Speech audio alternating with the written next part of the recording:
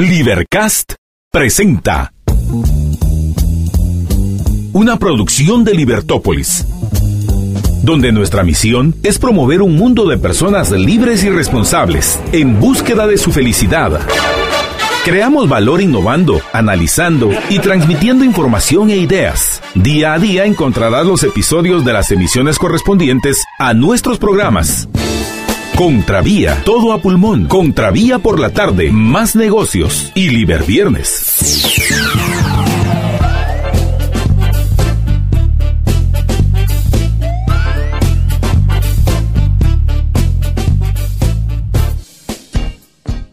Estimados amigos, qué privilegio poder saludarles en esta hora de la tarde. Sean muy bienvenidos. Soy Juan Francisco Rodríguez. Hoy estoy sustituyendo a Estuardo Zapeta, que anda en otro tipo de actividades profesionales para esta tarde. Y usted mire con paciencia en la operación retorno. De que tiene que regresar a casa, va a regresar. No importan los inconvenientes de la lluvia, del tránsito vehicular al cual ya estamos acostumbrados. Además de eso, hay que sumarle la impresionante cantidad de jóvenes que andan en la famosa caminata o carrera de la marcha, que la hacen por la antorcha, o también la cantidad impresionante también de desfiles que están, pues de alguna forma rememorando el 15 de septiembre de 1821. Hoy vamos a hablar de un tema más puntual y más actual, las comisiones de postulación desde la óptica del doctor Ludwig Villalta, quien tenemos el agrado y el privilegio de que nos acompañe en la cabina de la libertad. Doctor Villalta, muy bienvenido en esta hora de la tarde. Muy buenas tardes, Juan Francisco, muy buenas tardes a todos los que nos escuchan a través de varios medios, Libertópolis, Facebook Live, Periscope, YouTube, WhatsApp y una cantidad de medios digitales que la mejor de las tardes, paz para los que van manejando, hay muchas antorchas, también hay mucho tránsito y hay gente que les espera en su casa con amor y con cariño. Así es, creo que es lo más importante. Bueno, las comisiones de postulación se ha vuelto en un tema de conversación bastante recurrente debido a que estamos en este momento tan circunstancial. Y tengo que iniciar con una pregunta que ha estado en boga de todos nuestros estimados oyentes. ¿Cómo analizas, cómo visualizas el caso del ex conductor de combate, el abogado y notario Mota, Jean-Pierre Mota, versus, que ya calificó, por cierto, ¿verdad?, dentro de esta primera fase, pero el honorable juez Miguel Ángel Gálvez no pudo pasar, no llegó pero ni a semifinales? ¿Cuál es tu óptica al respecto? Mira, Juanfra, mucha gente se ha rasgado las vestiduras al respecto. Yo creo que aquí tenemos que tomar en consideración varios aspectos, Juan Francisco.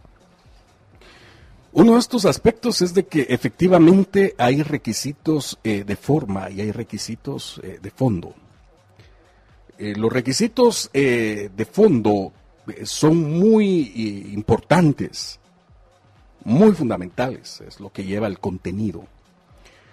Pero en ciertos ámbitos del derecho, tú, Juan Francisco, te has dado cuenta que a veces por tu nombre ha habido muchas complicaciones. Hay una rama del derecho en donde la forma tiene tanta importancia como el fondo.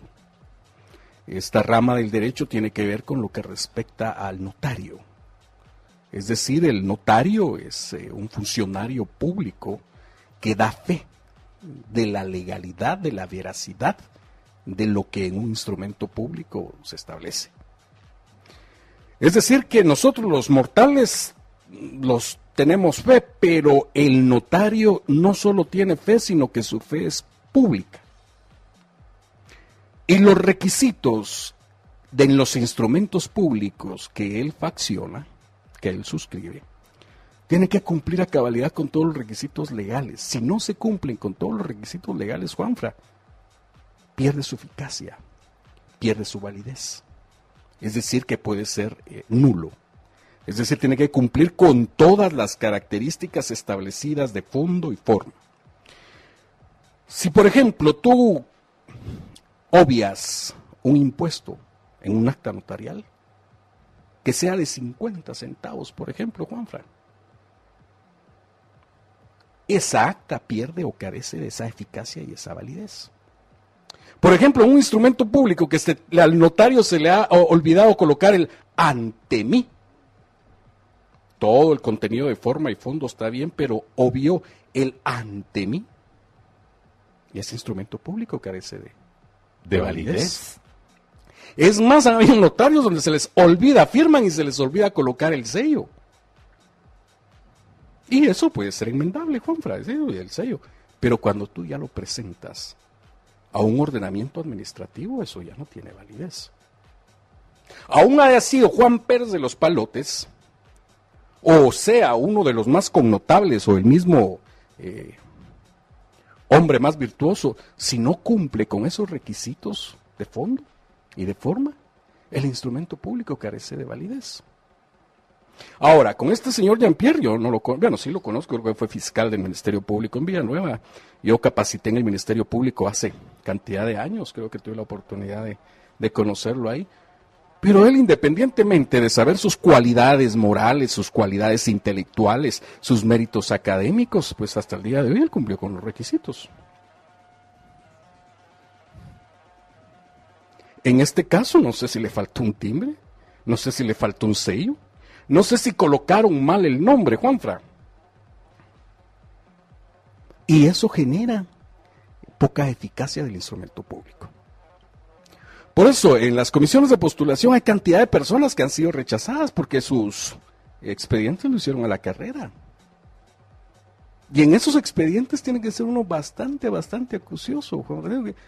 Por una coma, un punto, algo te pueden limitar el derecho. Es como cuando tú vas a la embajada de los Estados Unidos, tienes que llevar todos los documentos. Si no los llevas adecuadamente, no te dan la visa. Correcto. ¿Sí? Es más, en los testamentos, los notarios que nos dicen, hay, por ejemplo, mis abuelitos tenían el nombre, Villalta H, Agustín Villalta, Villalta esto, Villalta el otro, y cuando un momento dado tienen que hacer un instrumento público identificando adecuadamente. El mismo Estuardo ha tenido problemas, todos lo conocemos, y hacen identificación. Todos esos detalles son importantes. Entonces, ¿qué ha pasado con el honorable juez Gálvez? Obviamente mucha población está a favor de su participación, pero lo vio uno de esos requisitos. Ahora, la ley no establece o hay procedimientos internos en donde no permite que esas deficiencias sean subsanables. Aun cuando aquí entiendo que sí les dieron un periodo para poder presentar ya enmendados estos errores. No es así, Juanfra, no es que enmienden, sino para determinar que la interpretación, la equivocación ha sido de los que lo han calificado. Ah, entiendo. Es decir, no pueden proponer, no pueden enmendar, no pueden corregir, no pueden hacer testados, no pueden agregar. Ah, ok. Sino simplemente pueden decir, miren ese documento si aparece, o miren esta situación si ocurre, va. Es decir, que al final el abogado combatiente, lo digo así por el programa en el cual él ha pertenecido, el de combate, significa que él sí cumplió con los requisitos. Exacto. Él cumplió con los requisitos y punto. Igual que en la Universidad de San Carlos, me recuerdo yo que había un estudiante, un compañero mío, nosotros salimos de un colegio, un prestigioso colegio en Antigua Guatemala, él era brillante estudiante, era uno de los mejores, y nos fuimos a inscribir a la San Carlos. En ese entonces no habían exámenes de todos estos exámenes, pero a él le faltaba su partida de nacimiento. Y yo sí la llevaba. ¿A quién inscribieron?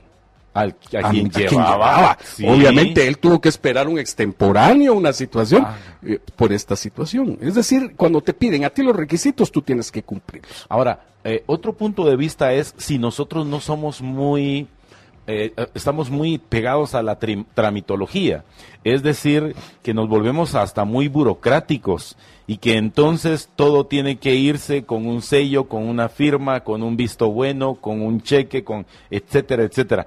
No nos somete, por así decir, a un atraso burocrático o no estamos siendo muy fundamentalistas en la forma más que en el fondo. Mira, Juan Francisco, aquí la cultura de Guatemala es ¿por qué te la voy a hacer fácil cuando te la puedo hacer difícil?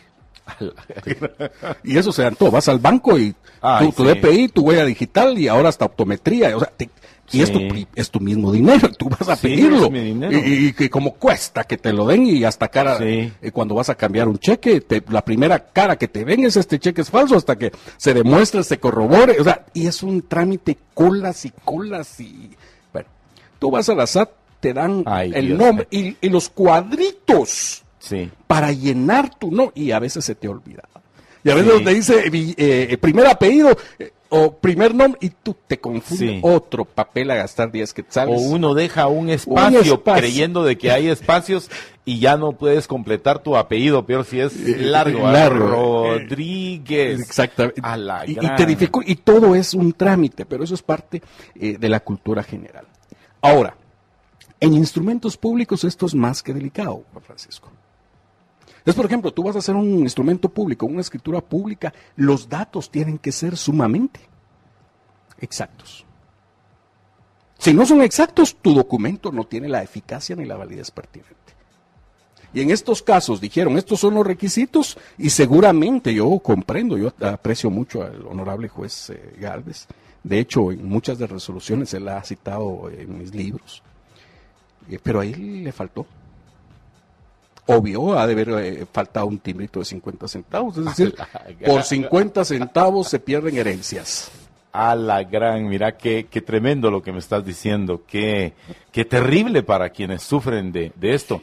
Pero esto obliga también a que el profesional del notariado debe ser, pero exacto, debe ser una, por así decirlo, un apego al protocolo, de forma tal que una coma no lo vaya a hacer caer en un error de forma más profunda. Sí, por ejemplo, en otras oportunidades, Juan Francisco, un notario hizo 2 actas al mismo tiempo y las terminó al mismo tiempo y las firmó al mismo tiempo.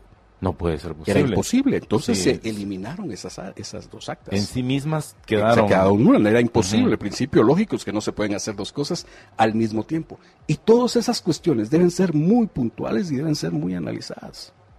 Este joven Jean-Pierre, muy buen deportista, muy buen pero no se ha entrado a conocer sus méritos éticos académicos. Lo que se ha determinado es que ha cumplido con los requisitos y sus actas están bien. Ok. Ahora, el siguiente paso dentro de este proceso es precisamente esa parte tan, digámoslo así, tan subjetiva que existe dentro del proceso de comisiones, porque ¿cómo puedes establecer la honorabilidad, la integridad, la verticalidad del proceder de una persona conforme los papeles? O sea, creo que en este caso, a través del presidente de estas comisiones, el rector Murphy, hay un trabajo muy profundo que hacer, muy concienzudo, porque significa que van a evaluar esa parte en la que nosotros tenemos que creer. Es decir, es una persona que va a decidir sobre tu vida en algún momento. Si caes en una situación de ir a tribunales, va a ser un profesional que va a decidir sobre tu libertad, sobre tu vida o sobre tu condena. Mira, lo honorable y lo no honorable es de lo más discutido, Juan Francisco. Porque en principio toda persona se presume inocente y toda persona se presume honorable hasta que se pruebe lo contrario. Por ejemplo, tener una deuda, ¿eso te quita la honorabilidad? No. ¿Dejas tú de ser honorable? No. Que te hayan tomado una fotografía donde tú has tomado unos tragos y estés algo mareado, ¿eso deja de ser honorable? No. Desde mi punto de vista, no. Que tú tengas, por ejemplo, amigos que son transvestis o lo que sea, ¿eso deja de ser honorable? No. Todos esos aspectos son de mérito. ¿Sí?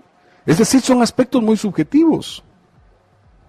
¿Sí? Ahora bien, si tú has sido condenado, incluso las condenas no deben ser eternas.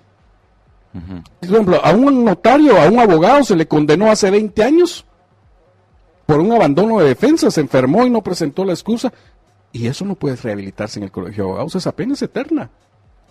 A la gran, ¿en serio? En serio, esa pena es eterna, esa pena te limita, esa pena que es administrativa, colegial, es una pena eminentemente política y es una pena eminentemente constitucional que te evita participar en cualquier proceso como esto, porque tú tienes que presentar la constancia de que no has sido condenado en el colegio de abogados por una infracción en el Tribunal de Honor. A la gran, ¿en serio? O sea que no importa si vas enfermo, vas entubado, la cosa es que no puedes presentar una... Tú tienes que saberlo presentar. El punto es de que hay muchos juicios, hay muchas cuestiones en donde se limitó cantidades de oportunidades porque fueron condenados hace 20 años, Juanfra. Y eso es inamovible, eso es pétreo, eso pareciera como si esa sanción fuera escrita por la mano de Dios. Yo platicaba hace unos días con el presidente del Tribunal de Honor y esto tiene que ser una reforma también, porque esta es una pena eterna, pétrea. Claro, y que no debería ser. Ahora, claro, en estas cuestiones, ¿cómo pruebas tú que eres honorable? Que tú no tienes sanciones. Y es más, otras de las cuestiones que son discutidas. Uno como abogado tiene clientes de todo tipo y toda naturaleza. Así es. Pero tú no te vas a identificar con el cliente ni vas a pagar las culpas de otros. Porque ahí está el profesionalismo del... Claro, es como indilgarle la responsabilidad al médico por estar curando a enfermos con enfermedades venéreas, con pacientes con enfermedades. Entonces, eso es ilógico. Es decir, el abogado es ético, aunque sus clientes... Es eso que ponen algunas asociaciones y organizaciones ONGeras que señalan y dicen, Juan Francisco Rodríguez es abogado y notario, pero él ha defendido a este narco, a aquel otro narco, al acusado de esto, al acusado del otro y a los mareros de la 18. Entonces, pero eso a él no lo debería de incriminar. Por ejemplo, imagínate. Porque él está haciendo su trabajo. Y me encanta el ejemplo que pusiste, es como que si fuera que un médico que trabaja en el hospital, en una emergencia, tiene que salvarle la vida a alguien y él no sabe si de repente era un golpeador de mujeres o era un borracho, ¿verdad que no? No, imagínate, por ejemplo, dicen es que él defendió a un corrupto y por lo tanto también es corrupto. Eso es ilógico. Sí. Es como que yo ande a la par de un tonto y se me indilgue a mí la responsabilidad de también ser tonto. Claro, sí. Mira, él no puede participar porque defiende a hombres sindicados, indilgados de violencia contra la mujer y este va a ser magistrado en una de femicidio, entonces no puede operar. Eso es ilógico. Sí. Mira, la gente que más recursos tiene busca los mejores abogados. Correcto. Entonces, es por la capacidad en muchos de los casos indilgarle esa corresponsabilidad porque tu cliente estuvo en un caso no me parece del todo razonable. No. En razón de que nuestro sistema lo permite y si lo permite, pues está en ley hacerlo. Bueno, estamos platicando hoy con el doctor Ludwig Villalta. Es un gusto porque aprendemos y a mí me gustaría que usted también pueda tener este espacio de este programa en la Operación Retorno, ya que usted va rumbo a su casa, para que llegue con estos otros conocimientos. Y también quiero agradecer a quienes nos han compartido que cuando está el doctor Villalta, pues ustedes avanzan también en sus cursos, especialmente ahí en algunas universidades que llevan la carrera de Derecho. Ustedes que están ahí pendientes, yo creo que es bueno que tomen todos estos tips de una persona tan experimentada como el doctor Ludwig Villalta. ¿Cuántos libros ya, doctor? Mira, 13, Juanfra, y espero que tú estés en la presentación del próximo libro, Juicio Justo. Ya viene entonces la presentación. Ahorita están diseñando la portada, están diseñando todo esto. Qué bonito. Vamos a hacer la presentación. Excelente. Entonces todos ustedes pendientes. Vamos a un breve encuentro con nuestros amigos del patrocinio y ya volvemos.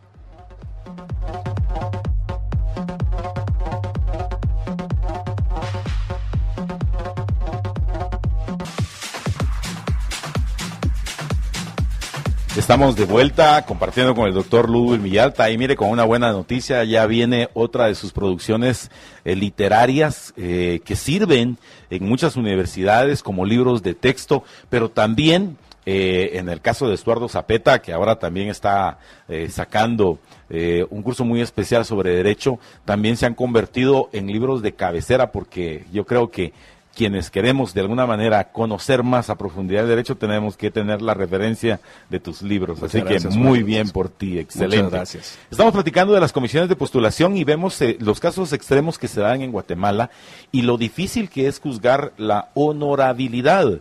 Pero sin embargo, yo me recuerdo que cuando empezó el proceso de las comisiones se estimó qué porcentaje se le podía dar en puntos a estas cualidades tan subjetivas, pero también quiero considerar la posibilidad, y que platiquemos sobre esto, la experiencia real que debe de tener una persona que llega a obtener una magistratura. Es decir, no solamente ser un académico, sino también conocer el litigio, saber dónde queda su sala de audiencia, de dónde está su sala de apelaciones, etcétera, porque sí creo que algunos profesionales del derecho son muy académicos, pero no tienen ese quehacer, el saber caminar, hacer una fila en el ascensor para llegar a su punto. Creo que es bien importante. Sí. ¿Cómo miras desde tu punto de vista esto? Mira, hay dos cosas. La academia es muy importante, Juan Francisco, la experiencia también.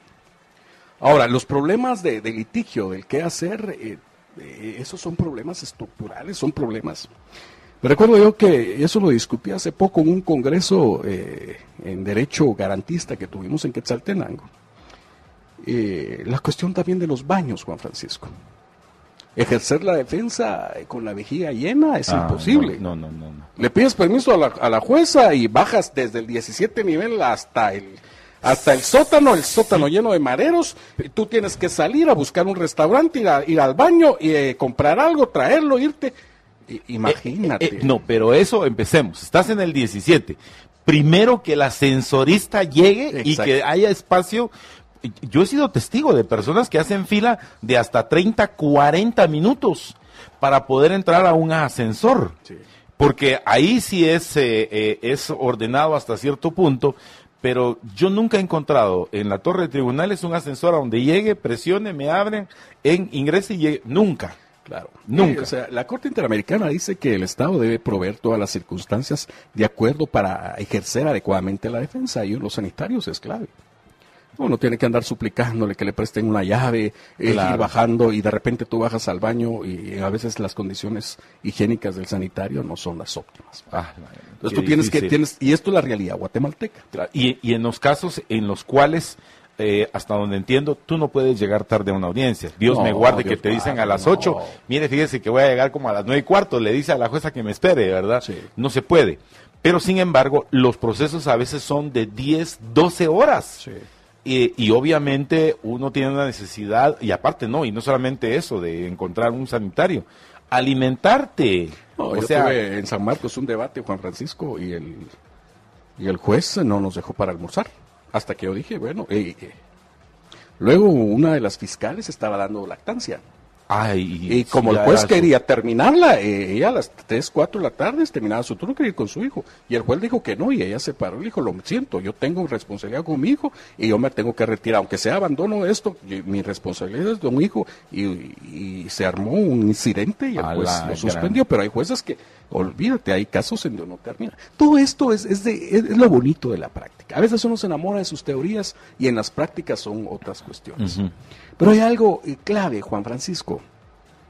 La práctica la puede tener cualquiera. Buenos, malos. La academia no. La academia es una inversión.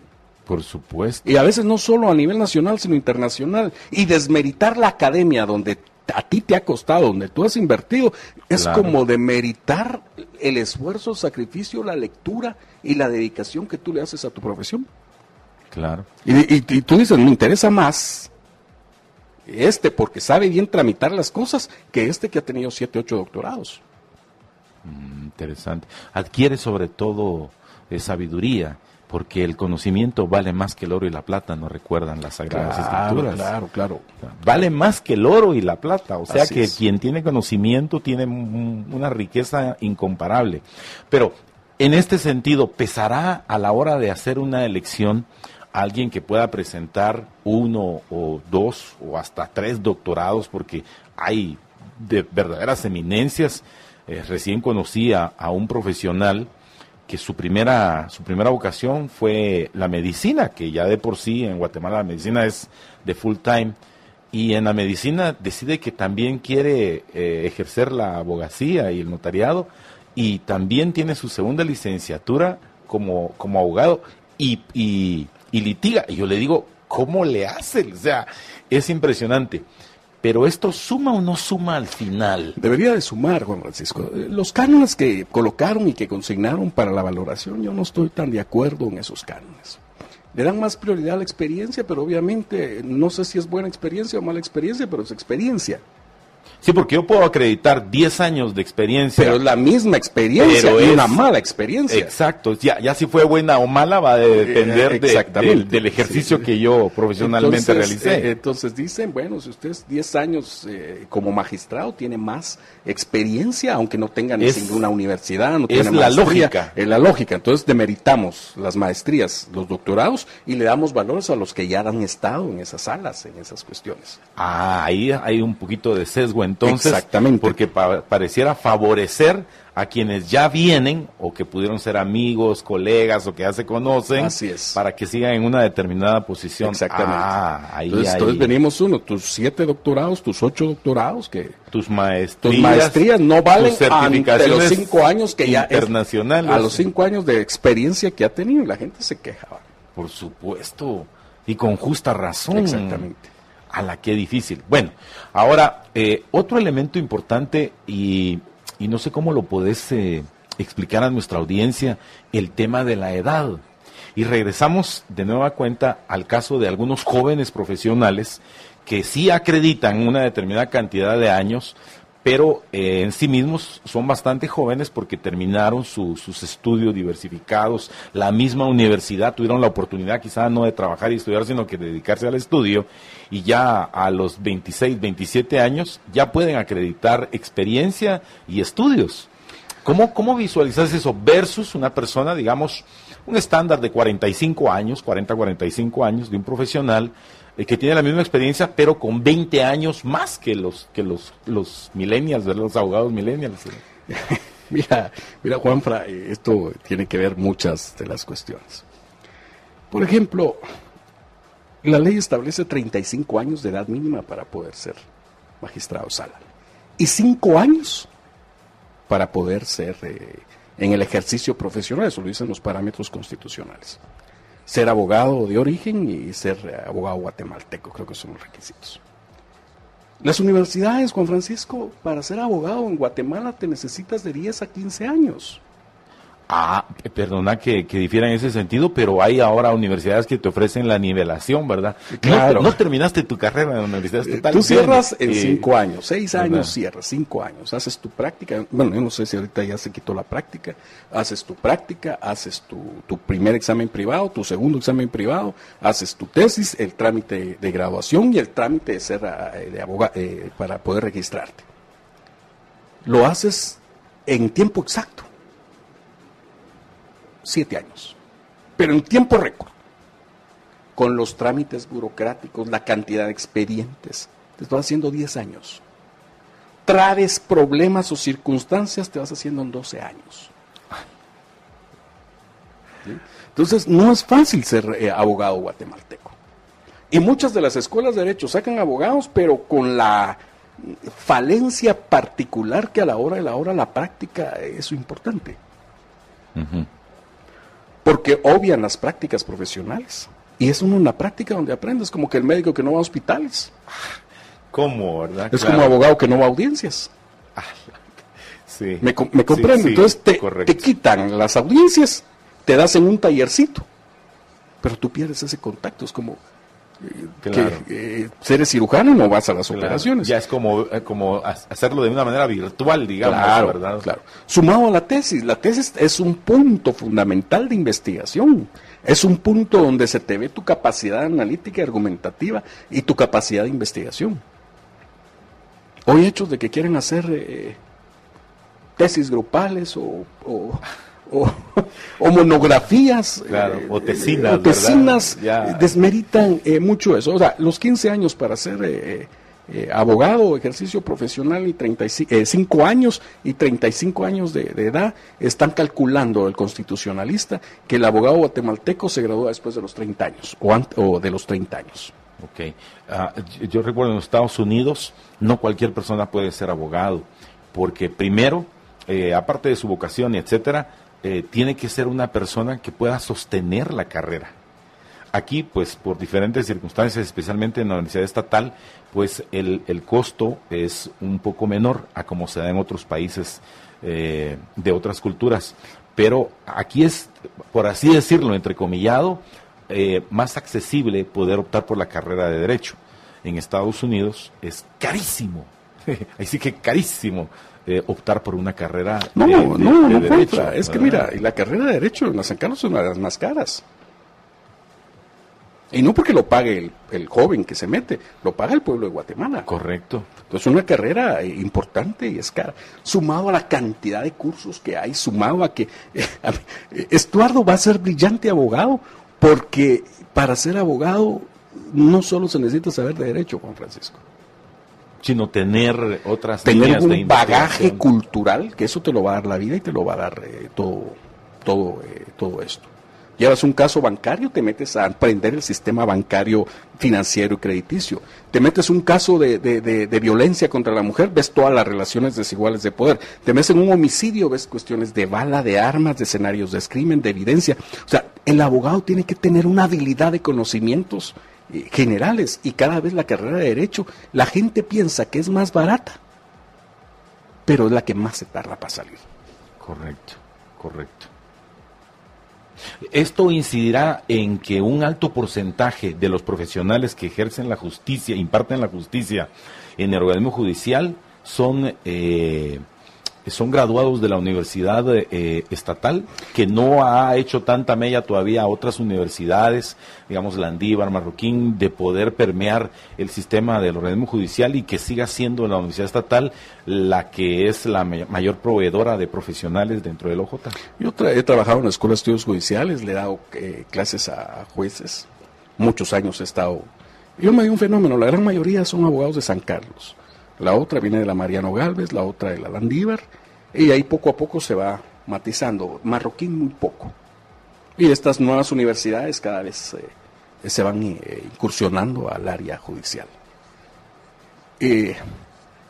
Juan Francisco, todo esto tiene que analizarse y todo esto tiene que ponderarse adecuadamente en esto de las comisiones de postulación.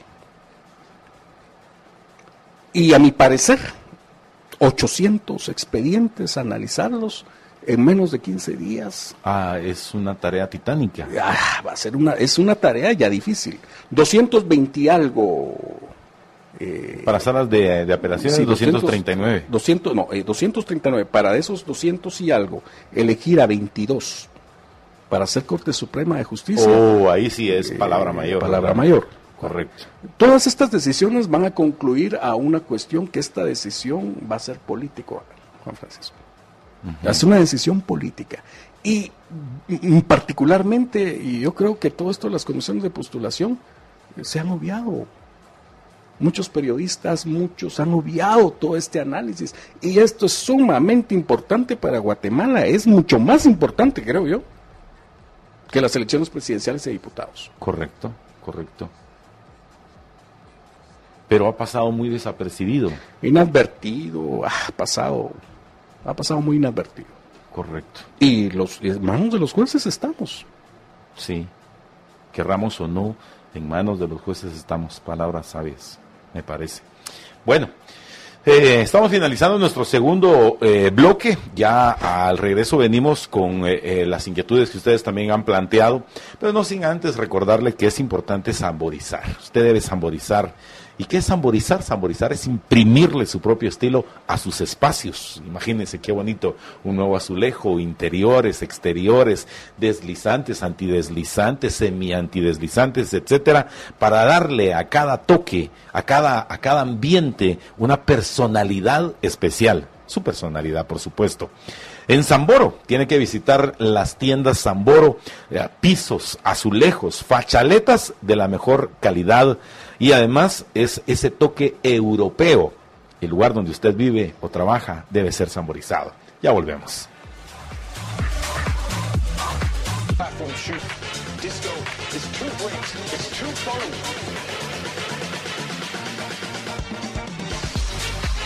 Agradecido por la audiencia que usted nos ha regalado. Le recuerdo que hoy pues estoy sustituyendo la titularidad de Estuardo Zapeta, que anda en otro tipo de actividades profesionales para este día, pero mire qué privilegio, me tocó entrevistar al doctor Ludwig Villalta, conocer más acerca de todo este proceso que va tan apegado a nuestra vida, aunque usted no lo crea, el de las comisiones de postulación. Bueno, después de haber hecho todo este proceso de todas estas elecciones, ¿qué podemos esperar los guatemaltecos de a pie?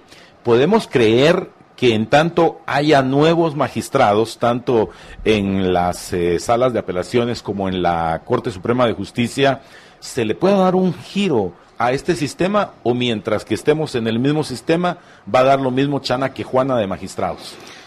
Ay, Juanfra, yo te quiero decir de que yo estoy contra el sistema de comisiones de postulación. A ver, contame. No creo que es el mecanismo adecuado, no creo que deba los decanos de las universidades elegir magistrados, no creo que sean los propios pares los que elijan sus magistrados, no creo que cada 4 años se tengan que renovar las cortes. Se propician circunstancias no del todo saludables. Yo te digo, creo en un sistema pétreo, en un sistema constitucional, en una auténtica carrera judicial, en una reforma a esto, porque deben de ser los mejores jueces y jueces de carrera, Juanfra. ¿Vitalicios, por en ejemplo? todo caso, mira, por ejemplo, en lugares como Costa Rica son 10 años, 15 años de ejercicio. En Estados Unidos hay jueces que son vitalicios. Pero eso da más certeza. Aquí la característica es de que en otros lugares se llama eminentemente poder judicial. Aquí la característica constitucional es de órgano administrativo, organismo judicial. La justicia como poder es pétrea.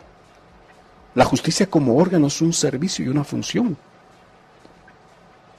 La justicia como poder hace que el juez sea honorable y vitalicio. La justicia como organismo hace que el juez sea en un momento a un funcionario o un servidor. Entonces, todo esto es de cambiar. Mira qué bonito, qué interesante. Porque sí, yo creo que nosotros, y lo hemos estado platicando con Estuardo, hemos perdido el poder como ciudadanía.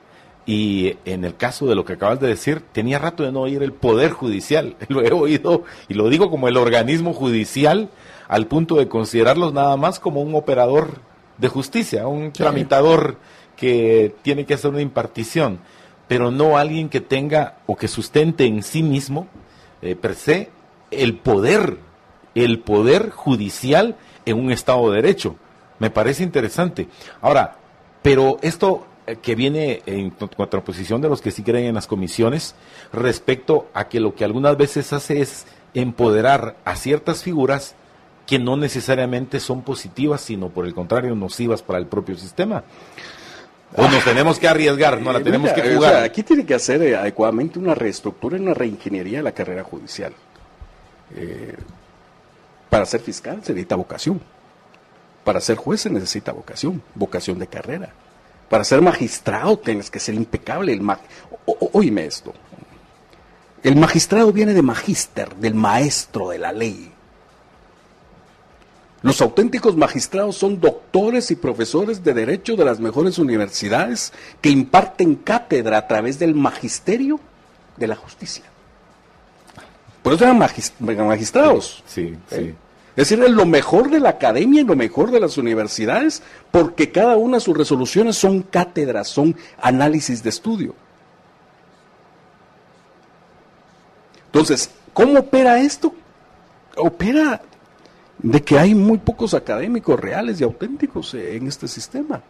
Y en este sistema es bastante factible de que sean decisiones políticas académicas más que eminentemente académicas funcionales. Es decir que, voy a hablar de una palabra dentro de este proceso, que la corrupción, por así decirlo, ha también permeado al propio organismo judicial, que ha llegado hasta ahí, en donde debería ser algo incólme, algo en lo cual no debería existir sombra alguna de duda en una resolución, que la legitimidad, la legalidad de la decisión de un magistrado debe ser tal que se convierta en cátedra. No, mira, por ejemplo, revistas de Harvard analizan los fallos de la Suprema Corte de Justicia y son cátedras. Todas las resoluciones de la Corte Suprema de Justicia son análisis en diferentes universidades. Así que puedes sacar una tesis de una... Claro, por ejemplo, yo ahorita estoy, mi libro es análisis de las sentencias de la Corte Interamericana. Una sistematización de los análisis de la Corte Interamericana en relación al proceso penal y a la dignidad. O sea, todas las sentencias las hemos analizado, las hemos sistematizado y las hemos ordenado y le hemos dado forma para que sean aplicables acá a Guatemala. Es decir, se necesita mucho tiempo, mucho análisis, mucho estudio. Porque realmente ellos dan cátedra y sientan jurisprudencia. Y esa jurisprudencia sirve de luz para ser aplicable en el proceso. Da economía, da objetividad, da celeridad. Por eso que se necesitan los mejores y más, son maestros del derecho, maestros de la dignidad humana, maestros de los valores. Ahora, ¿qué ocurre esto? Que la política, deseábamos que los académicos entraran a la política. Pero ¿qué si la política entró a las áreas académicas? Y esa es una falencia de las comisiones. A la gran. Mira qué bonito. Ojalá que ustedes también se estén disfrutando lo que estamos compartiendo hoy con el doctor Ludwig Villalta. Me encanta esa exposición porque creo que sí. Considerar que el magistrado es un maestro, viéndolo desde esa perspectiva, me hace dudar tanto entonces del magisterio, de la cátedra que en actualidad las cortes imparten. Y quiero irme más allá, ¿verdad? Quiero también mencionar la Corte de Constitucionalidad que hacen un precedente o presuntamente hacen un precedente con una determinada acción en el caso de las mineras, pero sorpresa, resulta que solo aplica para A porque ya para B ya es otra decisión política. Entonces, ¿dónde está ese verdadero magisterio?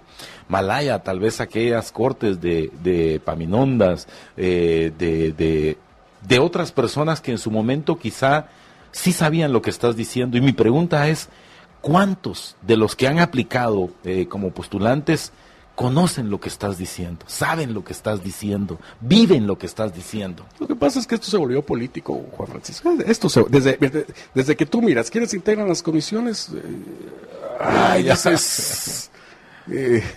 La universidad debería hacer su función investigar, su función educar y expandirse. No hacer una maquinaria de votantes para que a través de los colegios voten comisionados. Sí. Ahí es donde viene una de mis grandes inquietudes. Ya con Estuardo lo hemos platicado hasta al agotamiento, pero yo insisto, cuando viene un decano de otras universidades que no es guatemalteco y que obviamente pues conoce el derecho, digamos, universal, pero no en realidad la aplicación, o no ha vivido en Guatemala y lo trae a la universidad porque tiene esas posibilidades, y de la noche a la mañana resulta que tiene que elegir postulantes para las cortes, o sea, se queda en gallo como que qué tiene que hacer, entonces se va por donde se van los demás, ¿verdad?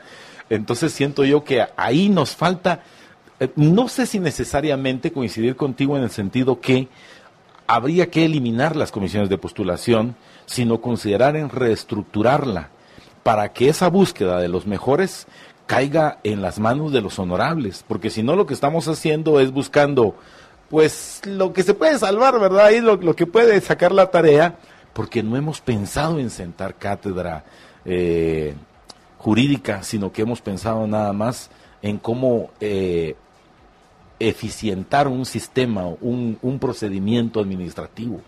Esa es la palabra. Mira, tú ves, por ejemplo, ahorita yo vi magistrados de la Corte Suprema de Justicia que toda la vida han sido laboralistas. Toda la vida dando cátedras de derecho laboral, estudios de derecho laboral, presidiendo la Cámara Penal. He visto penalistas enormes, grandes penalistas, estudiosos del derecho penal, en salas de familia. A la gran. Entonces todo eso es de volverlo a analizar, es de volverlo a estudiar, de hacer una nueva carrera judicial, pero esto tiene que ser a través de reformas constitucionales y también esto es delicado. A la gran, qué difícil. Mira, ampliando un poquito el tema, la última vez que platicamos fue previo a la experiencia de las elecciones precisamente de estas comisiones donde estuviste sí. Pues presentando a toda una asociación, a este gremio que has agrupado a tu alrededor de profesionales. Entiendo que cuentas con doctores, con especialistas en diferentes temas jurídicos. Después de esta experiencia, ¿qué sabor te queda de ver estas conformaciones? Al final realmente llega el que más puede invertir.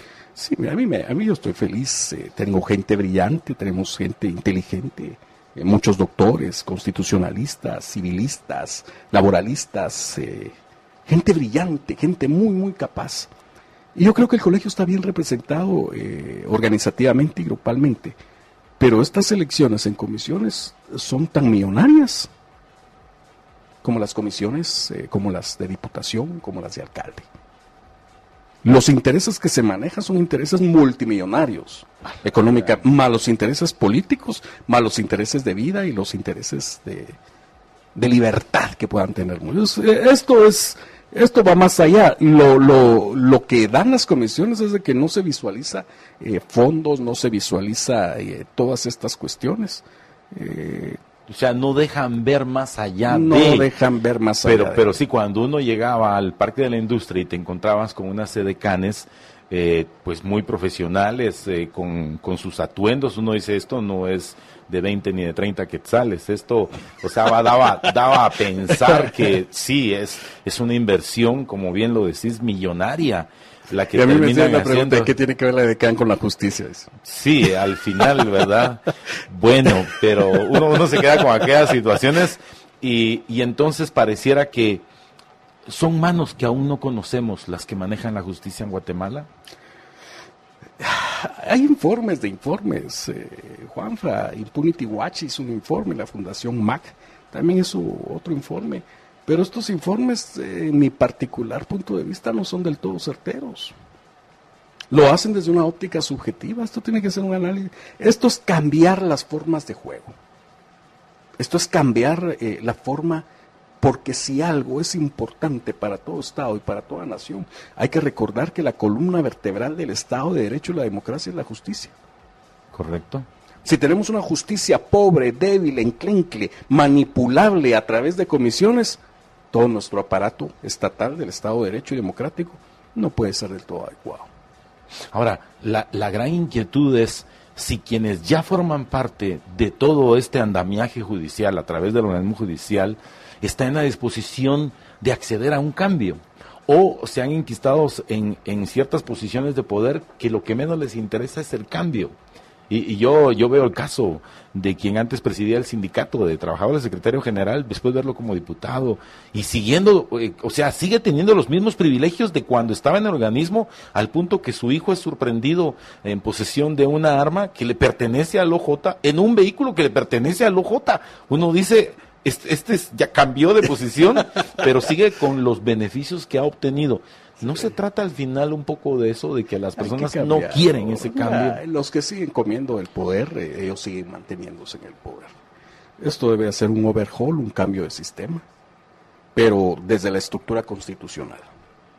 Porque si no, lo único que se van a cambiar es camisolas. No sé, tú te recuerdas, ¿va? Que los mismos jugadores cambiaban en diferentes equipos, sí, pero era la misma liga. Es lo mismo. A la gran... Qué difícil. Estamos ya finalizando. Yo quisiera pedirte tu reflexión final respecto a este proceso. Pero ¿qué hace no solamente el estudiante de Derecho, sino qué hace el ciudadano de a pie para poder sumarse a una exigencia como ciudadanía, para poder llegar y tomar, si no control, por lo menos ser un ente fiscalizador? Bueno, yo creo que ahorita ya salió quiénes son los posibles... Los primeros... Ahora hay un espacio dentro de las comisiones donde las personas que quieran hacer tachas por falta de idoneidad, no honorabilidad. La honorabilidad es diferente a la idoneidad. Exacto. ¿Sí?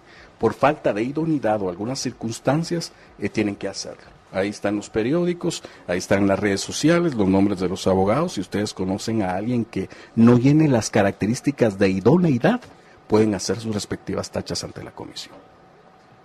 Este sería el paso. Que es ciudadano común y corriente. Del que pueda acceder para poder decir yo no quiero por esto, por lo otro, y presentar desde luego los fundamentos y los argumentos y las evidencias que tenga. Ok. Ludwig, de veras, qué privilegio haber compartido con tu persona. Gracias, agradezco la oportunidad al infinito por el poder reunirnos, aprender, siempre aprendo tanto. Hoy yo me quedo con un rema que me encantó, el del magíster, el del maestro. Ojalá y cada uno de los jueces, cuando imparta justicia, imparta cátedra. O sea, eso me encantó. Ojalá y que fuera así, que sea esa parte de la Guatemala que anhelamos todos. Ojalá que sí, Juan. Muchísimas gracias, te estoy altamente agradecido. Hoy con nosotros el doctor Ludwig Villalta, y estemos pendientes, y yo espero, y lo invito desde ya públicamente, para cuando haga la presentación de su más reciente publicación del libro, que Juicio es, Justo. Juicio Y Justo. también invitar a los amigos de REU, de Retaluleu, con la licenciada Ivonne Sánchez. Vamos a hacer un diplomado avanzado para entrenar litigantes penales allá. Pueden comunicarse con ella. Ok, con la licenciada Ivonne Sánchez de Retaluleu. Ivonne Sánchez en Retaluleu, no se les olvide. Ivonne Sánchez va a ser un diplomado avanzado. Esa palabra le da un plus para que usted pueda estar más actualizado. Un diplomado avanzado en Retaluleu con la licenciada Ivonne Sánchez. Se hace el contacto allá. Así es. Ok, muchísimas gracias. Gracias también a Diego allá en el control central. Con su amable permiso.